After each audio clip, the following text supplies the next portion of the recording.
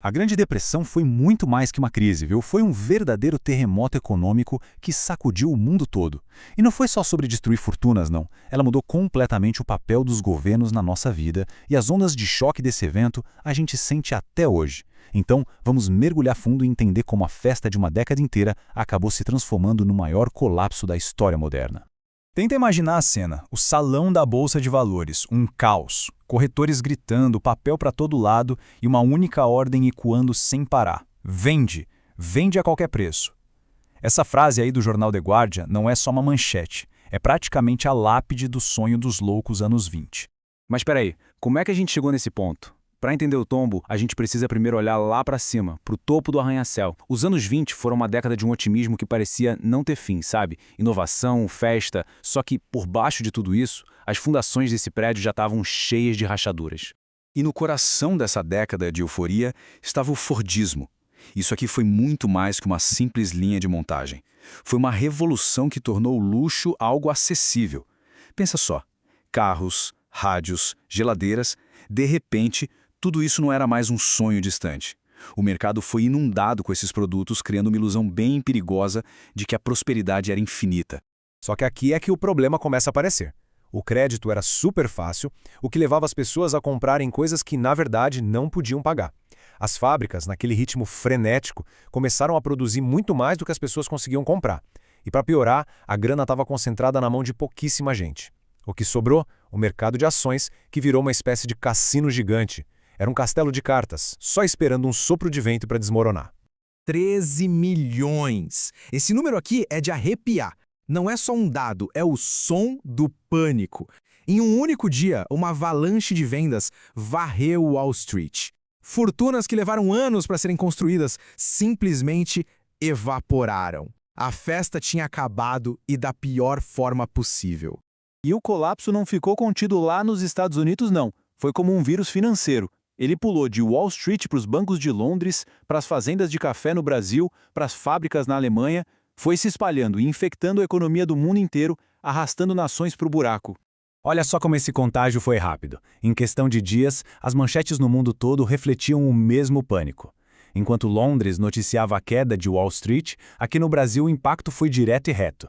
A nossa economia, que dependia totalmente da exportação de café para os Estados Unidos, viu o principal produto do país virar pó da noite para o dia. A crise agora tinha um rosto bem familiar. E o efeito dominó foi simplesmente devastador. E a gente não tá falando só de números numa tela, não. Eram filas enormes para conseguir um prato de comida, famílias inteiras sendo despejadas, fábricas fechando, mas talvez o impacto mais assustador tenha sido na política. O vácuo de poder que a crise econômica deixou foi ocupado por vozes extremistas, sabe? Isso abriu caminho para o totalitarismo e, de certa forma, plantou a semente do que viria a ser a Segunda Guerra Mundial. Isso abalou a fé das pessoas no sistema como um todo. O capitalismo, que era visto como o motor da prosperidade, parecia ter quebrado de forma espetacular. E a pergunta que ficou no ar era aterrorizante. Será que o sistema consegue se consertar sozinho ou ele está condenado? No meio de todo esse desastre, as velhas regras simplesmente não serviam mais. A teoria econômica da época dizia para não fazer nada, que o mercado ia se ajustar sozinho. Mas, fala sério, como dizer isso para milhões de pessoas sem emprego? A velha cartilha era inútil. O mundo precisava desesperadamente de uma nova ideia. E aqui o debate pegou fogo. De um lado, a economia tradicional, que insistia que o governo tinha que ficar de fora. Do outro, um economista britânico, John Maynard Keynes, que veio com uma ideia que soava quase como uma heresia. Numa crise, o governo não só pode, como deve intervir. Ele precisa ser um motor quando o motor privado simplesmente para de funcionar. Que frase poderosa, né? Keynes estava virando a lógica econômica de cabeça para baixo. Ele dizia que cortar gastos só ia afundar ainda mais a crise. A solução não era se encolher, mas sim expandir. O governo precisava agir como o coração da economia, bombeando dinheiro para reanimar o sistema todo. E essa ideia radical não ficou só no papel. Ela encontrou seu grande laboratório lá nos Estados Unidos com o presidente Franklin D. Roosevelt. O plano dele, o famoso New Deal, foi um experimento gigante para testar se as teorias do Keynes funcionavam no mundo real.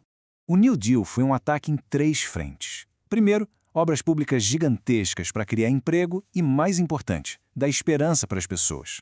Segundo, regulação, para tentar domar os excessos do mercado que tinham causado a crise. E terceiro, a criação de uma rede de segurança social. seguro-desemprego, aposentadoria. Algo que mudou para sempre a relação do Estado com as pessoas nos Estados Unidos. Tá, mas e aí? O New Deal funcionou? Bom, a resposta é um pouco complicada. Ele sem dúvida restaurou a confiança e a esperança do povo. Mas, economicamente falando, foi mais um alívio do que uma cura. O desemprego continuou alto. A verdade um pouco incômoda é que foi a mobilização gigantesca para a Segunda Guerra Mundial que realmente tirou os Estados Unidos da depressão. Então, por que um evento de quase um século atrás ainda importa tanto?